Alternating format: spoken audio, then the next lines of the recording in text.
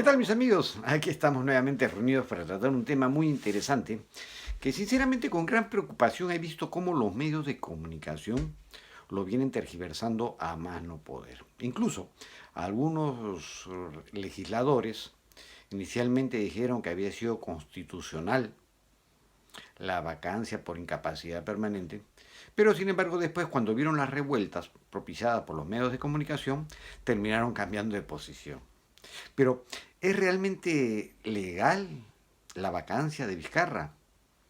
¿Es realmente ha sido actuada conforme a ley o ha sido un capricho, como nos hacen saber algunos opositores? En Perú, tras varios días de protestas, esta mañana Manuel Merino de Lama presentó su renuncia de manera irrevocable al cargo como presidente interino. Llevaba menos de una semana en el puesto. Asumió el cargo el pasado 10 de noviembre cuando el Congreso destituyó al presidente Martín Vizcarra por incapacidad moral permanente, en medio de acusaciones de corrupción en su contra. Quiero hacer de conocimiento a todo el país que presento mi renuncia irrevocable del cargo de presidente de la República e invoco a la paz y la unidad de todos los peruanos. Mi compromiso es con el Perú y haré el mayor de mis esfuerzos para poder garantizar la sucesión constitucional que el Congreso determine. El Perú merece seguir adelante. Y la renuncia de Merino se produce luego de la dimisión de más de la mitad del gabinete de ministros. Horas antes, la Junta de Portavoces del Parlamento se había reunido para evaluar la inminente salida del ahora exmandatario. El anuncio fue recibido con algarabía y aplausos, esto en las calles. En su mensaje a la nación, Manuel Merino expresó sus condolencias a las familias de los fallecidos y afirmó que no habrá vacío de poder. Mi compromiso. Soy un hombre de Estado y soy consciente que no puede haber un vacío de poder. En ese sentido, he recibido las cartas poniendo su cargo a disposición de todos los ministros. Debo anunciar que los ministros continuarán en sus cargos hasta que la incertidumbre del momento actual en que vivimos se pueda resolver. De ninguna manera habrá un vacío de poder. La incapacidad moral permanente, como la incapacidad física permanente, es una de las normas que prácticamente tienen 180 años, casi nos acompañan durante todo el periodo de la República. Esta norma es interesante y a lo largo de los 180 años solamente ha sido aplicada una vez. Han habido dos intentos más de aplicarla, pero no se llegó a realizar, que fueron el caso de Billinghus, que trató de declararse la incapacidad moral permanente, pero finalmente fue depuesto por un golpe de Estado por el general Óscar R. Benavides, ¿no? Y en el segundo caso que se quiso aplicar y que no llegó a aplicarse fue el caso más conocido de todos nosotros, de Pedro Pablo Kuczynski, el cual renunció antes de que se le aplicara la incapacidad moral permanente. El primer caso aplicado ha sido para el ingeniero Fujimori. Se le aplicó la incapacidad moral permanente por su renuncia, su fuga y renuncia, y aparte de eso se le denunció, de acuerdo a la posibilidad que establecía la Constitución del 79, del 93 mismo, se le denunció y se le aplicó sanciones para no poder volver a ejercer cargo público alguno. Muy bien. Después llegamos al caso de Vizcarra. Vale la pena recordar que cuando se le iba a aplicar la incapacidad moral permanente a Pedro Pablo Kuczynski por una serie de denuncias muy delicadas, en el sentido de que justo durante su gestión habían aparecido una serie de pagos de las empresas beneficiadas por las licitaciones que llevaba el gobierno en ese momento. Entonces, este tipo de actitud, pues, no nos deja la menor duda de que las empresas hayan realizado pagos por obras realizadas, pues no quedaba la menor duda y todo estaba plasmado y bancarizado. Para su mala suerte, lo había tratado de hacer un paraíso fiscal que finalmente terminó haciendo llegar las actividades económicas, y lo cual lo puso en graves aprietos a Pedro Pablo Kuczynski. Como todos saben, se le decía que Pedro Pablo Kuczynski había sido un empresario, pero empresario no tiene ninguna. Había sido un lobista a lo largo de su vida y bueno, esto le costó muy caro. En aquella época pues nadie puso en tela de juicio esta figura legal de la incapacidad moral permanente. Nadie la puso y Kuczynski, viendo que ya no tenía mayoría, que ya nadie lo salvaba, prefirió renunciar. Muy bien. Pasan los años y al salir Kuczynski llega al gobierno Martín Vizcarra. Muy bien. Para empezar, llega con 46 denuncias ya que había tenido como presidente regional en Moquegua. O sea, bastante cuestionado llegó al poder. Comenzaron a aparecer otra serie de denuncias con el caso de chincheros y otra serie de actividades que, bueno, la verdad que dejaban mucho que desear, dejaban muchas dudas. Pero ya el colmo llegó cuando sus propias secretarias, por una pelea interna, lo terminan denunciando y demostrando, mediante audios que él mismo no ha desmentido, que realmente está obstruyendo a la justicia. Por lo mismo y por menos, por la posibilidad de obstruir a la justicia, pues a Keiko Fujimori la tuvieron 1 año y medio presa. Pero en el caso de Vizcarra, donde ya habían evidencias y pruebas, se le pretendió hacer una primera vacancia por incapacidad moral. Esta incapacidad moral permanente no salió en el primer intento, pero el gobierno siguió para adelante, seguimos en lo mismo y ya comenzaron a aparecer denuncias más fuertes. Aparte de las denuncias ya de colaboradores eficaces que daban una serie de denuncias que Martín Vizcarra en todo momento la negó. O sea, hay que tener en cuenta que francamente fue bien mentiroso. Dijo que no había estado reunido, que no conocía a algunas personas, y después poco a poco le sacaban evidencias, hasta fotos, que finalmente quedaron comprobadas que sí eran ciertas, con algunos personajes que a él le habían servido para tratar de sacar, por ejemplo, al fiscal Chávarri y a otros, ¿no? Acusando de los cuellos blancos. Sin embargo, él había tenido reuniones hasta con fotografías y todo. Pero bueno, llega la segunda oportunidad en la vacancia, ya por unas denuncias mucho más fuertes. Porque hay que tener en cuenta eso. Ahora la televisión habla de que no, que lo han sacado, Perdón, lo han sacado por denuncias de corrupción. Y sus mismos defensores argumentan, dicen, bueno, él debió haber acabado su gobierno y después que lo metan preso. O sea, me están insinuando que eran conscientes que el mayor representante de la nación en el Perú iba a ser un tipo que había robado, porque indirectamente lo están diciendo. Ellos dicen, no, él debió haber acabado su gobierno para después ser encarcelado, después no importaba. No, señores. En los conceptos morales no hay medias tintas, o estás a favor o estás en contra, no puede haber, ¿no?, de que siga gobernando. ¿Quién va a dejar un ladrón en su casa por varios meses? ¿Y todo para qué? Para que los vecinos no se escandalicen de los robos. No, pues nadie. Entonces salió la segunda moción y previamente Martín Vizcarra comete 2 errores garrafales. Poco antes de llevarse a cabo el juicio, su descargo y el juicio, se le ocurre mandar a la fiscalía a que intervenga uno de los congresistas opositores, con un ánimo de repente amedrentarlos, asustarlos, etc. Esto evidentemente causó mucha indignación, porque se vio cómo se estaba usando el aparato estatal ya para defender intereses personales. Y el otro fue la intervención de la Oficina Nacional de Procesos Electorales, la OMPE, que le había advertido al presidente más de una oportunidad, creo que eran 2 o 3 oportunidades, le había advertido que no interferiría en el proceso electoral, con una serie de comentarios, denuncias, porque él era el representante de la nación, no era el representante de un partido político, él era el representante de la nación y tenía que ser imparcial en el proceso, pero no lo estaba haciendo. Y justo el día sábado, antes del lunes, antes de verse el tema de la vacancia presidencial, se le ocurre mandar.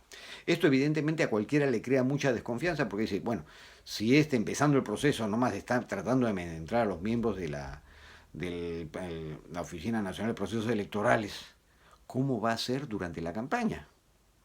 Evidentemente fueron errores garrafales que les costaron muy caro. La norma exige un promedio de 87 votos para poder vacar a un presidente. Y en este caso ya no fueron 87, sino fueron 105. Entonces, no me vengan con cosas, pues que acá lo han vacado por otra serie de intereses y todo. Ustedes, como pueden ver en los medios de comunicación, las denuncias son que no, pensaban hacer, iban a hacer, probablemente, tal vez, puras especulaciones. Porque legalmente, la vacancia fue constitucional.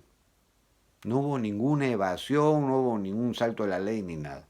Que la señora Palacios y otras personas traten de inventar no gobierno ilegítimo, ilegítimo, porque es ilegítimo, no ilegal, ilegítimo. Usan como argumento esto, porque realmente fue un golpe, no fue un golpe, perdón, fue una acción constitucionalmente válida. Pero vino el pretexto del golpe, que no, que porque lo odiaban a Vizcarra. Pero dejemos las cosas claras y quiero que quede este video de constancia para la historia del Perú, de que él realmente fue vacado por incapacidad moral, por serias denuncias de actos de corrupción, en las cuales ya hablaban directamente sus ex colegas, ex amigos, ex compinches, que ellos habían visto cómo personalmente le entregaban el dinero. Y él negó las reuniones en un principio, pero el GPH y su celular lo terminó denunciando porque sí había estado en esas reuniones. Y no era la única. La gente se escandaliza diciendo de que, bueno, que el Congreso también tiene ladrones, que hay 60 y tantos con procesos pendientes. Claro, procesos pendientes. Cerca de 60 y tantos, que son como alrededor de 50 congresistas que están con esos procesos. Pero Vizcarra solo tiene 46. Él solo. Entonces, ¿con qué autoridad moral pues pueden venir a decir que el Congreso, que tiene 130 personas, tiene la mitad con juicios, mientras que el presidente solo tiene 46, tiene 46 denuncias? Pues evidentemente no hay juicio, no hay comparación. A Vizcarra se le saca por actos de corrupción. Muy bien. ¿Y qué pasó después de que salió? Inicialmente hubo una serie de revueltas y todo, que los medios de comunicación comenzaron a asusar. Pero eso lo veremos en otro video. Después lo vamos a ver en otro video. Vamos a acabar con la incapacidad moral. Muy bien. Declarado incapaz moralmente, moral y permanentemente, porque el problema es que acá se cataloga de incapacidad moral permanente, porque la incapacidad moral realmente es permanente, pues. No creo que exista la incapacidad moral momentánea, ¿no? Un hecho de corrupción, pues, ya es para toda la vida. Y ese fue el caso de Vizcarra, ¿no? A Vizcarra lo han sacado por eso, por corrupto, por resolución de corrupción. Porque, para empezar, el Congreso tiene la posibilidad de hacer juicios políticos, no legales. Cuando hay la presunción, y no solamente una, sino muchas presunciones de casos de corrupción, evidentemente el Congreso no puede dejar a esa persona gobernando. No puede dejar que esa persona siga representando a todo el país, porque estaríamos representados por un delincuente. Y eso no debe ser así. Y me da gusto que tantos presidentes, prácticamente ya tenemos cerca de 6, 7 presidentes presos o que se han suicidado, etcétera, porque esto nos está ayudando a demostrarle a los que lleguen al gobierno de que no van a robar y van a ser inmunes a los robos. Eso es lo bonito, porque es cierto que causa un poco de vergüenza saber que a nivel mundial de repente nos están viendo como un país en que todos los presidentes son ladrones, pero yo lo veo con esperanzas, en el sentido que a futuro cualquier presidente que llegue pues, al poder, por ejemplo, el mismo Sagasti que está ahora de presidente, se atreverá a meter manos en cosas, se atreverá como Vizcarra de repente a juntarse con los proveedores. Sería un poco suicida, ¿no? Pero bueno, se habla mucho también de que la incapacidad moral no está definida. O sea, no es que no existe una definición de a qué cosas se puede catalogar como capacidad, como incapacidad moral permanente. Pero es obvio, pues. Esta norma, como le digo, tiene cerca de 180 años. ¿Por qué? Porque precisamente es abierta. ¿Y a qué me refiero abierta? Me refiero a que los valores morales o los actos inmorales, conforme pasan el tiempo, pueden irse modificando. Por ejemplo, 1840. Un divorcio de repente era motivo de escándalo. Cosas que ahora son normales. Algunos actos así de ese nivel que en una época pueden ser sancionados, en otras épocas no. Por ejemplo, 1840, un presidente que la golpea a su mujer. En aquella época se veía, se censuraba, se podía hablar a voz baja, pero nadie se metía y era algo normalmente lamentable y normalmente aceptado. Estamos hablando de 1840. Pero si ahora, en el 2010, aparece un presidente que la está agarrando a golpes a su mujer, pues evidentemente se le va a acusar de incapacidad moral permanente. Es decir, las acusaciones van modificándose con el tiempo y de acuerdo a las culturas.